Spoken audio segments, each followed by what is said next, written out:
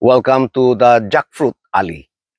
Ito po yung linya ng ating mga Evier Sweet Jackfruit na grabe yung pamumunga right now. Makikita nyo, yun.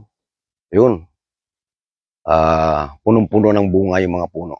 And isa-isa ay nahihinog na sila.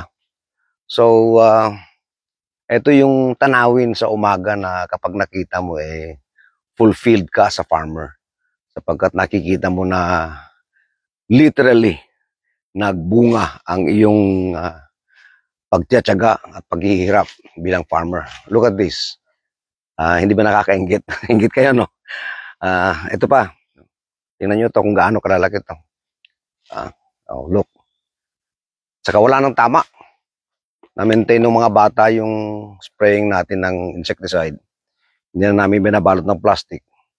And right now, healthy yung ating mga prutas. We just have to address the small fruits. Actually, may solusyon dyan. It's either mag-thinning kami, ibig sabihin tanggalin yung mga maliliit, or magdagdag kami ng fertilization. But this is Jackfruit Alley. And as a farmer, I feel happy, I feel fulfilled, at salamat sa Panginoon sa biyaya.